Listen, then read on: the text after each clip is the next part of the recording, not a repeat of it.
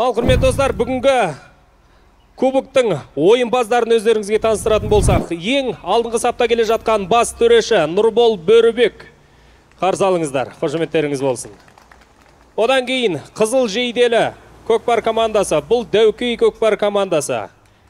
Алдарыңызда бірінші нөмірлі жейдеде Ақтаев Данияр мырза, екінші нөмірлі жейдеде Үсен Дархан мырза, үшінші нөмірлі жейдеде Сайлау Бегасыл мырза, төртінші нөмірлі жейдеде Күлғұданов Жанболат мырза. Қошеметтеріңіз болсын Дәукей көкпар клубына. Мінекей алдарыңызда қара жейделі киінген палуандар. Қошеметтеріңіз болса, бұл сонау ақындар мен батырлар елі Ұзынағаштың жерінен келіп отырған азаматтар. Қарсы алыңыздар, Ұзынағаш көкпар командасы. Төлен Алдияр бірінші нөмірлі жейдеде, екінші нөмірлі Орынбасар Елжан, үшінші нөмірлі Әділбек Нұркен, төртінші нөмірлі Якупов Хайрул дейді. Қошеметтеріңіз болсын. Меркі командасы.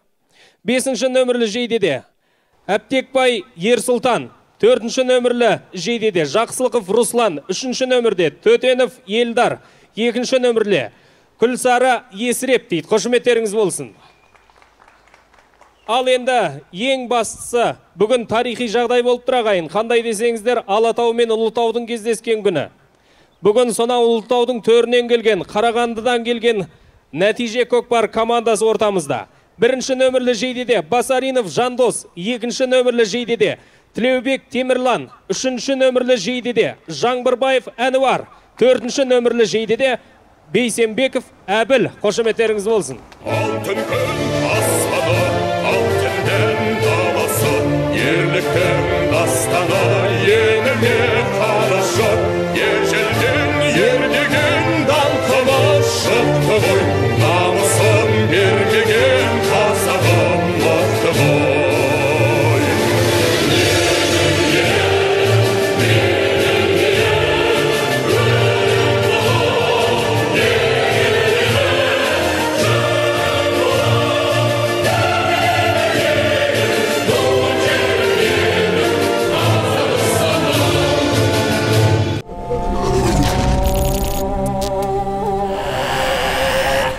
Қадірлі достар, тағда еске сала кетейік, бүгін мінекей Бертіс Мұрзаның алғашқы кубогы басталғалы жатыр. Бұл ЖКЛ-дің 7-ші маусымдық ойыны. Мінекей қазір төрешінің ысқырығын күтеміз. Ойын ережесі қарапайым. Жалпы 3 тайм болады, әр тайм 5 минуттан, ортасында 5 минут үзіліс демалыстары бар. Алаңда 3 ойыншыдан ойнайды.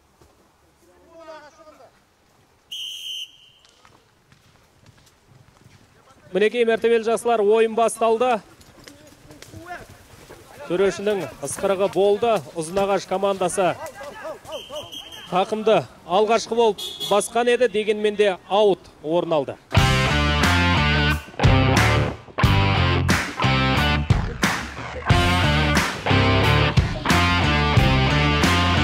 Серке Ұзынағаштық бірінші нөмірлі Төлен Алдиярдың тақымында болған екен. Мінекей, жекпе-жек алдарыңызда Төлен Алдияр және Қарағандылық Жаңбырбаев Әнуар жекпе-жекте.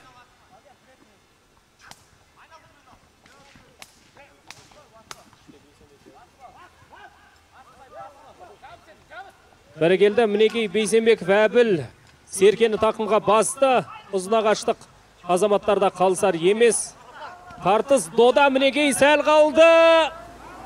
Бәрекелді, төреші ысқырығы ең алғашқы гол. Есеп ашылды. Есеп 1-0.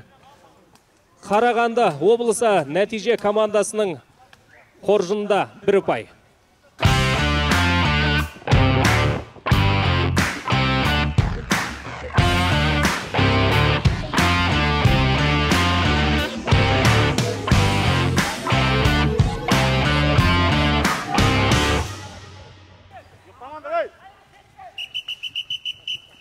Төрешінің ысқырығынсыз алдын ала шауып кетті.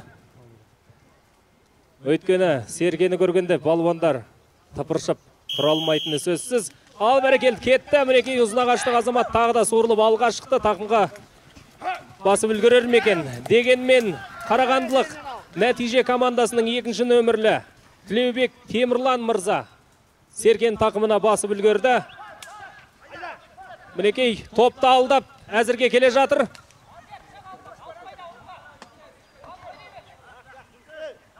Тамаша, мінекей ұзын ағаштық жігіттерде қорғанысы мықты екенін көрсетуде.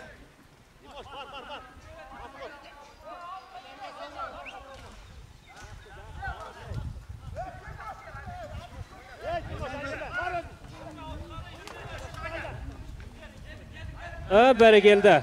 Мінекей Қарағандылық Тілеубек Темірланның қаншалықты әдісі мықты екенін көрдік. Ойынды соңына дейін жеткізді. Тағы да бір ұпай нәтиже командасының қоржында. Демек есеп 2-0.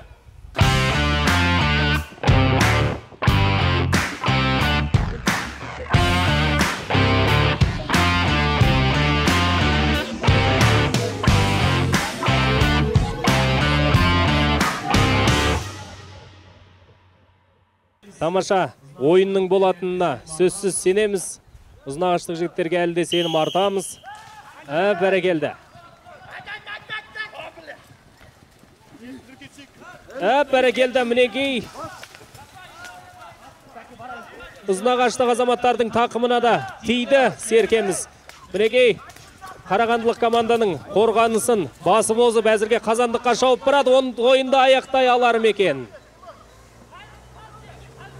Серке әлі де тақымда, дегенмен бұл жерде оңтайлы әдістің керегі сөзсіз. Әдіспен бірге командаластың көмегі де керек.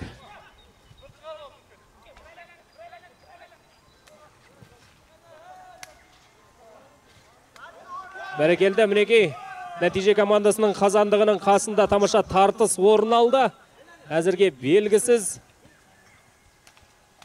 Тамаша ұзын ағаштық азаматтың тақымы тастай екен. Мінекей сонша жармасып, шалқайып тартса да көндікпей келе жатқанын көріп тұрмыз.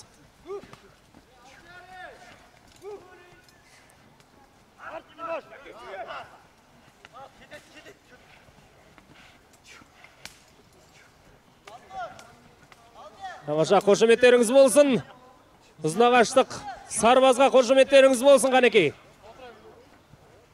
Тақымында Серкені қысып тұрғанына біраз уақыт болды. Әлі де Қарағандылық азаматтар ала алар емес.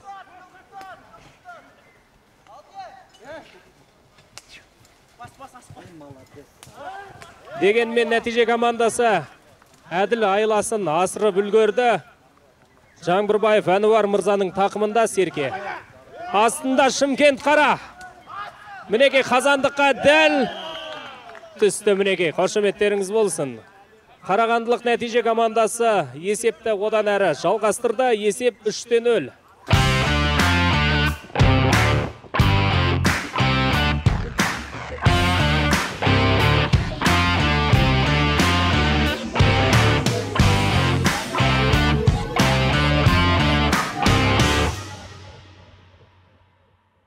Ойынның бірінші таймның аяқталуына 1,5 минут уақыт қалды.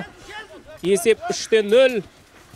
Тамаша, мінекей Қарағандылық Жандос Басаринов Серкені тақымына басты. Өзі команданың капитан ретінде қандай қызық дүние көрсетер екен, бәріміз бақылайық, көрейік, тамашалайық.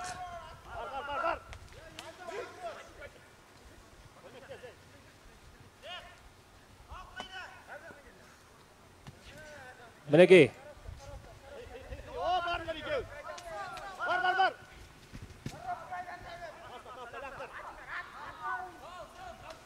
ал мінекей Қазандықтың қасында ешқандай кедергі жоқ, бірақ дегенмен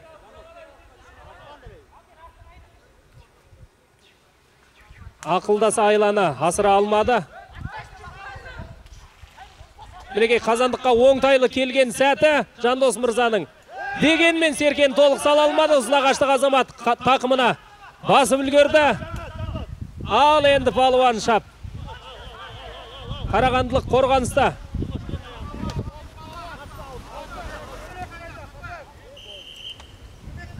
Келді Қарағандылық нәтиже командасы өзінің әдіскерлігін көрсетіп, ойыншыларды аутқа шығарды.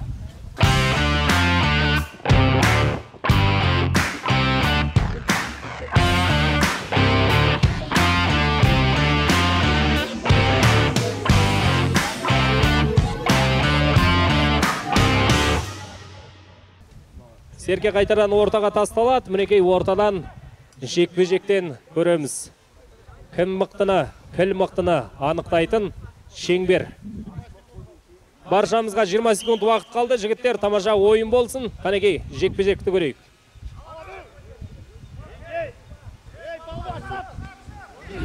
Бәрекелді. Мінекей тақымға басылды.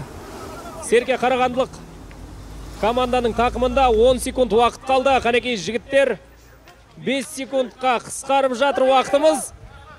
Уақыт жігіттер, уақыт. Серкені салғанымен ешқандай пайда жоқ, өйткені уақыт ерте аяқталды.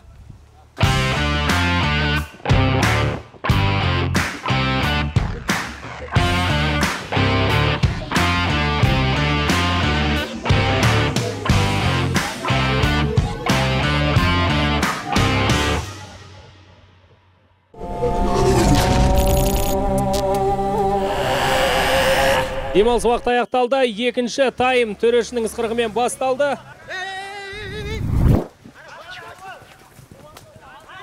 Бәрекелді. Серке нәтиже командасының тақымында 4-ші нөмірлі Бейсенбек Әбіл мырзаның тақымында екен. Мінекей. Жаңбырбаев Әнуар мырзаның тақымында дейді. Қошеметтеріңіз болсын. Бәрекелді, салым. Есеп 4-0. Есеп әрі қарай жалғасады Қарағанды командасының пайдасына.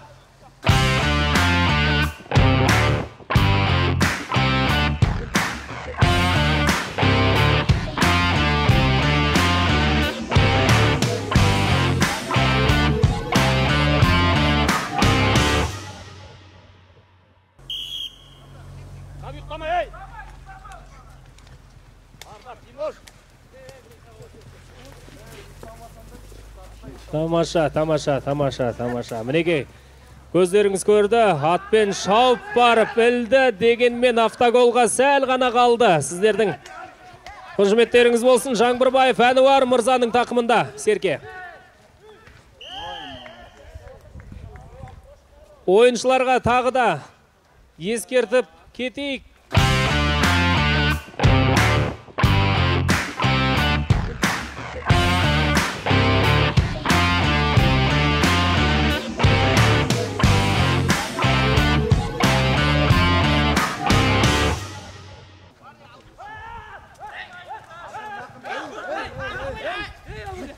Бәрекелді, қошеметтеріңіз болсын. Бірінші нөмірлі Төлен Алдияр, Ұзнағаш командасының капитаны. Тоқымға Серкені басты.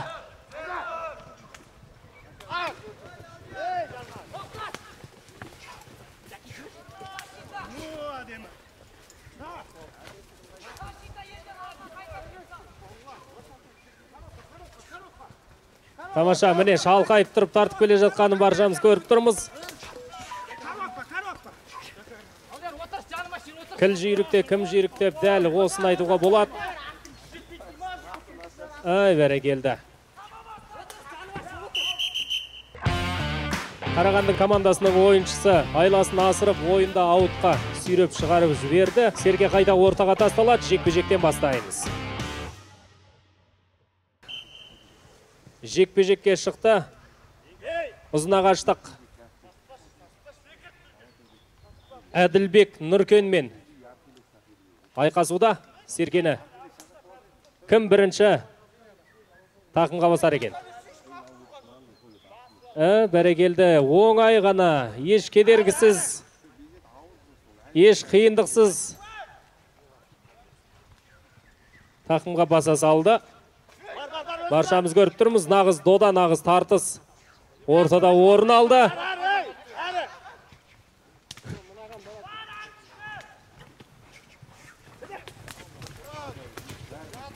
Бәрекелді, мінекей.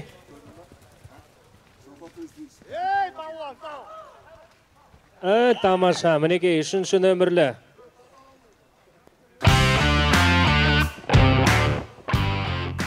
Бейсенбек Әбіл мырза тақымға басқан Серкесін ойынын аяқтап, мінекей голға дейін жеткізді. Қазақтан табылды сергеміз. Есеп 6-0.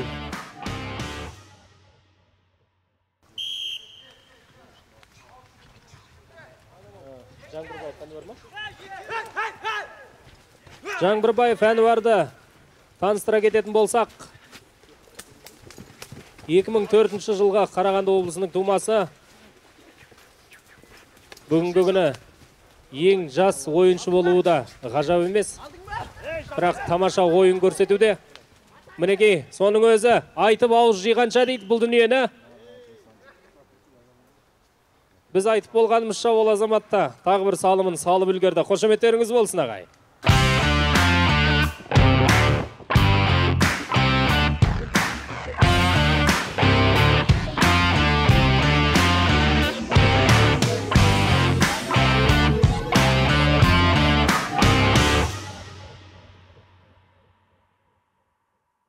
Ұзынағаштық жігіттерге құлақтарды алтын сырға.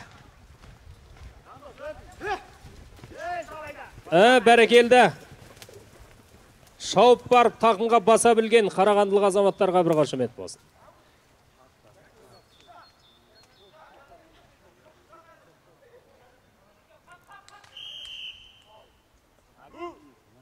Ұзынағаш көкпар командасы да айласын асырып, ойыншыларды аутқа шығарып салды. Қайтадан Серке ортаға шеңберге тасталады. Жекпе-жекке алдарыңызда Бейсенбаев Әбіл мырза өзі ауысымнан атып шығып, сен тұр мен атайын дейтін жігіт екенін көрсетті. Мінекей бірінші нөмірлі алдарыңызда Төлен Алдияр Ұзынағаштық. Дәл осы кезде Төлен Алдиярға бір командаластарынан көмек болса.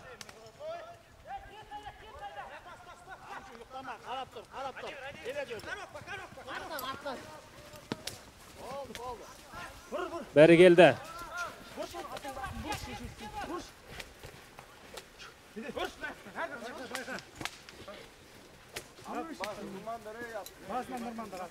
Тамаша мінекей жігіттер тақымдасып, тартысып, алысып жатыр.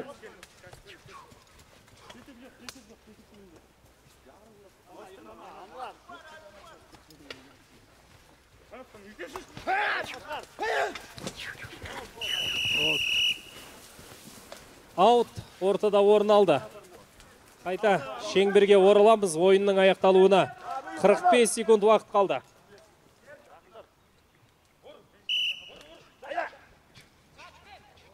Бәрекелді мінекей. Тамаша ептілікпен тақымға басып үлгерді. Хайрулдың ойынды аяқтағанын көрейік.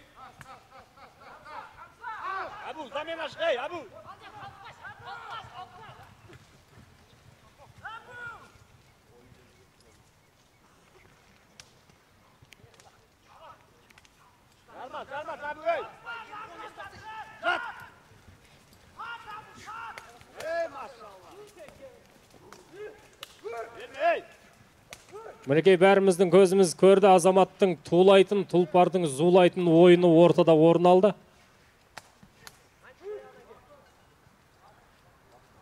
Уақыт, төреші, уақыт.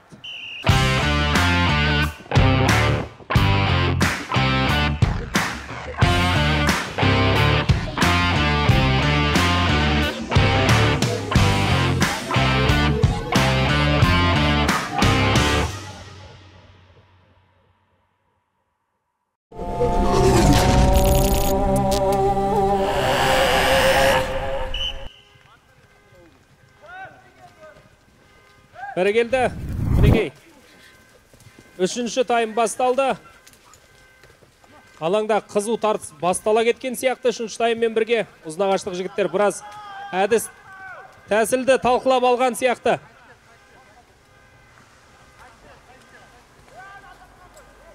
Жоқ, осы қазандық жігіттер. Шатастырмайық. Қазандық қайта ауысады.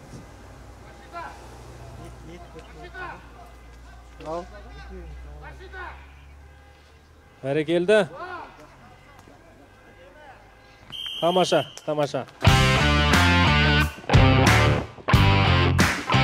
Қошеметтеріңіз болсын. Қарағандылық команда өз пайдасына тағы бір ұпай қосты. Есеп 8-0. Ал кеттік қанекей.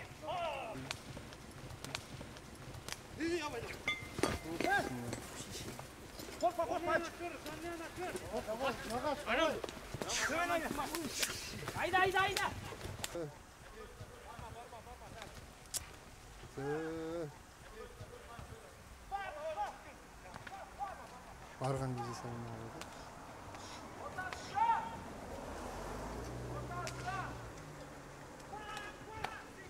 Бәрекелді. Қарағанды командасының қазандығының маңайында тамаша тартыс орын алды.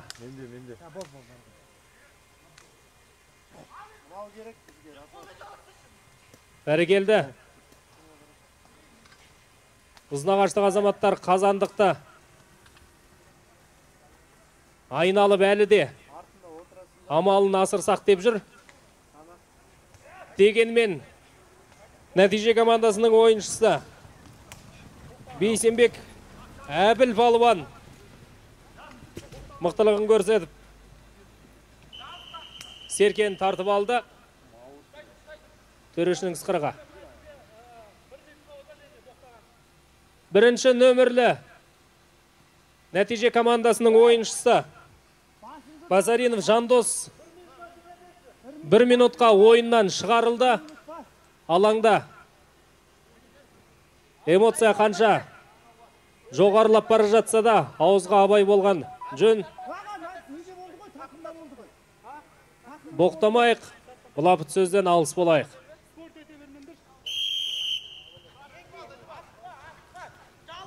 Төрешінің ысқырығы басталды. Мінекей, Ұзынағаш командасының азаматтарында қазір тамаша мүмкіндік 2-3 ойнады. Дегенмен де 4-ші нөмірлі Жаңбырбаев Әнуар мырза есепті әрі қарай жалғастыра түсті. Есеп 9-0.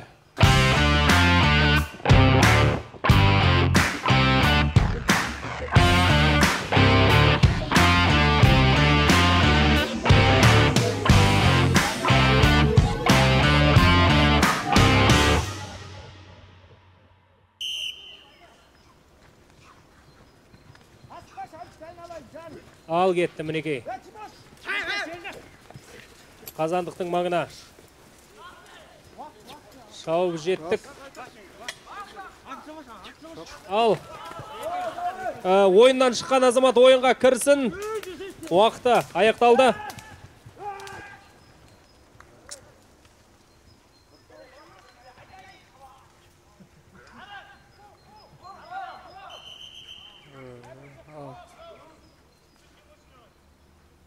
Ал жекпе-жек.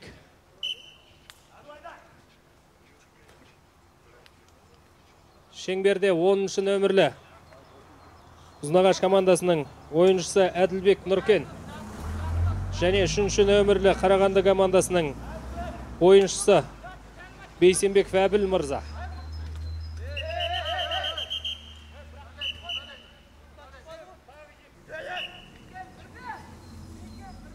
Ал кетті қанекей.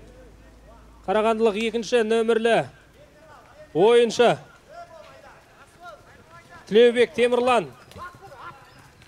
тақымына Серкені басып үлгерді және Серкені қазандыққа асырып үлгерді. Қошеметтеріңіз болсын.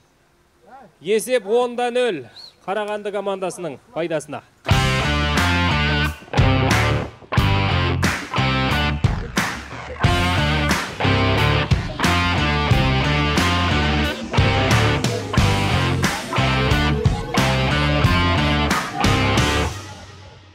Бәрі де мүмкін, әлі де Ұзынағаштық азаматтардан күдер үзбейміз. Әлі де тамаша ойын көрсетеріне сенеміз. Ал қанекей. Бәрекелді. Оңтайлап кеп асықпай. 2-ші нөмірлі ойыншы Ұзынағаштық орынбасар Елжан мырзаның тақымында Серке. Өзінің ерекше әдіс, тәсілін, тактикасын ойластыруда. Өйткені Қарағанды командасының қорғанысы осал емес. Баратта салам. Ал кетті Қанеке. Ай, бәрекелді. Мінеге айтып өткендей, Қарағанды командасының қорғанысы әлсіз емес, салынып бара жатқан Серкені қайта жұлып алды. Алдарыңызда 4-ші нөмірлі Жаңбырбаев Әнуар мырза. Өз тақымына Серкені басып алған.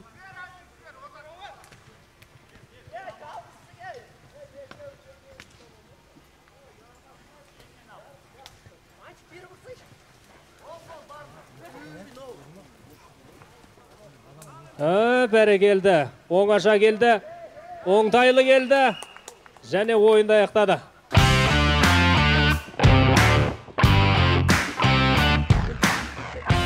Мінекей құрметті көрермен, қазір ғана алаңда тамаша өнер көрсеткен ақындар мен батырлар елінен келген Ұзынағаш Көкпар командасы және де сонау Қарағандыдан келген Нәтиже Көкпар командасы болатын. Құрметтеріңіз болсын. Қазір командалар бір-біріне сәлем беріп, ойынды әдемі аяқтайды. Тамаша ойындарыңызға алғыс білдіруден басқа айтарымыз жоқ.